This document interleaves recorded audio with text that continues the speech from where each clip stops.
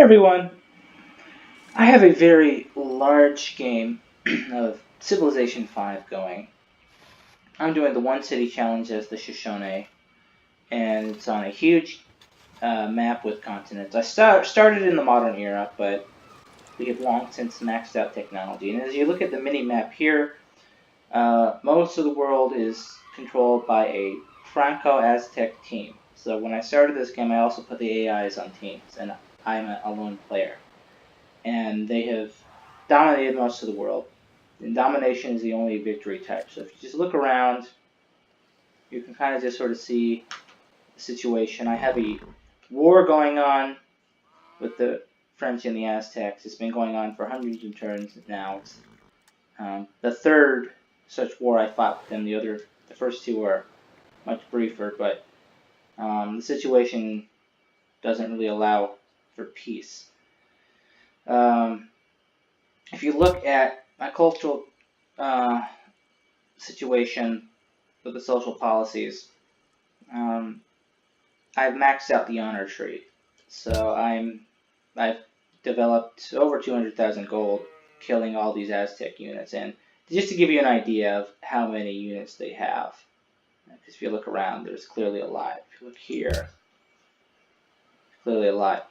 Nearly every single tile of the map is filled with Aztec units. And that's even true in the French territories over here. And I was explored these areas a while ago, but mainly, if you'll notice here where the map seems a little vacant, and you might notice that the French don't have many coastal cities here, it's because I raided and destroyed most of those, so that I could have a stronger navy comparatively speaking. And so just about all this here is also filled with Aztec units. And what I'm painstakingly trying to do is win the domination victory by capturing all the original capitals. So some have already been taken. So the original Aztec capital was somewhere around here. Can't remember the exact capital, but it was in this area. And so I took the Aztec capital, so that was big. So even though the Aztecs are the largest, they've already lost their capital. And one of the ones that I still need to get, I mean, a lot of the ones I still need to get are very far inland here. So here's Moscow, right here. And this is where the front is here, and here. So Moscow's here, and then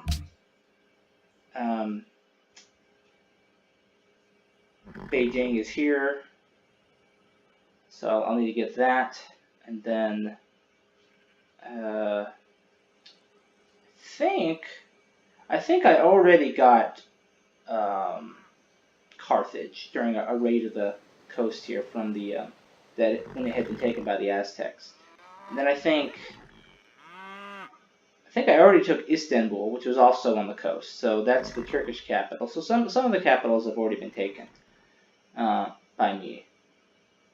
And since it's the one city challenge, they're immediately raised, so I don't keep them. But that sort of just gives you just imagine all of this filled with Aztec military units. That's here, and then imagine that here on this continent, everywhere. You might notice here, the Venetians got off to a bad start. They did not spawn on a coastal tile. Of course, they could have built on the coast, but yeah, so they were done in pretty quickly by that. So I still need to capture Venice, but that'll be easy because it's right next to the coast. The Ethiopian capital is controlled by the Aztecs over here. And then Paris is here, and Rome is right here. And I think that's all the capitals I need to get. But yeah, so the Ethiopians started over here on this western continent. They have since lived on through their colonies that they built here. And you might see that they have two cities right here that are on this peninsula that I mainly control.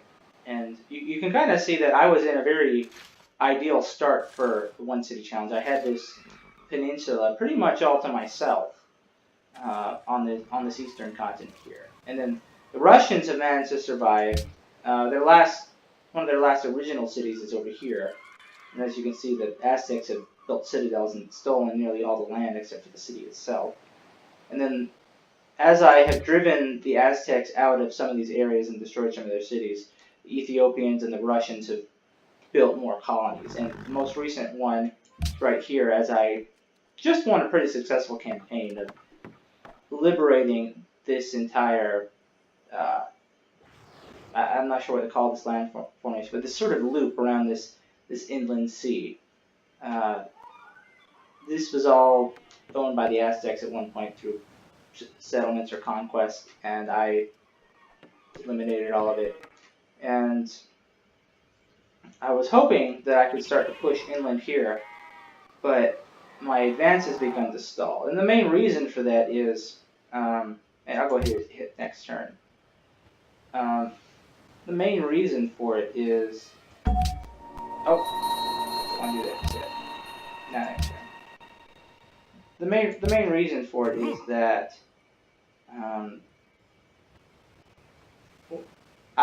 it's harder for me to get my strong navy to support my land units too far inland, because you can see it's very hilly here. And then what allowed me to make a lot of progress in this area and through much of this loop was the support of my stealth bombers. But they can only go about this far, which is right around here, and do that in like a circle around my city. So it's a lot harder to do it. One thing I'm trying to start resorting to is build up ships with guided missiles and then use those to bombard some cities. But even if I brought these ships up to the coast, the farthest the guided missiles could reach is here and here, maybe here, and here. So I can only get a few more cities using that tactic. Maybe I could get this one if I put them up here, but the process of taking out the bulk of the Aztec territory is not going to be that easy. And so what I'm instead doing is I'm trying to go for some low-hanging fruit. I'm reorganizing my ships, building up a fleet. And first, all these tiles were owned by Aztec units. I've been slowly filling with mine. This is the last one of these sort of northern islands here. And then I'm going to move down here to these more southerly islands and fill them with my units. I've sort of already begun that here. And then I'm going to build a large land sea force with some of the infantry units and then this fleet as I move it south. And I'm going to attack this area and take out these cities here and gradually move up to Paris and take Paris out. And I had previously, the French originally had cities like around here. You can see city ruins here, and you will see them in other places. Oh yeah, city ruins there. They had more cities along this, and I destroyed them a long time ago, and they gradually built out more tiles from these cities, but they aren't able to utilize those coasts, so they don't send the. I had a problem on my peninsula here where the French Navy kept coming in and sort of like causing me trouble in my homeland. And so, but as soon as I took out their coastal cities along the western continent's east coast here, that all stopped. And I'm just going to try and do this because it's low-hanging fruit, because of how oblong the peninsula is and how removed it is from the rest of the continent. I probably won't have to worry about my force being too heavily damaged by their air support in the onset. So I should be able to take out Dijon and Marseille pretty quickly. And then it might get a little bit more rough as I move into Orléans and Paris, but that's what I'm looking to do. I mean, I have to take Paris anyway, and I might as well just do something to weaken their team. And as much as I'm able, I'm just going to try and knock out all these other coastal cities and take out one of their city-state allies. If you look at the World Congress, I have the most delegates, but there's always this tricky balancing act in terms of how certain votes might be allotted, and it'll just make things easier for me if I'm able to kill their city-state allies.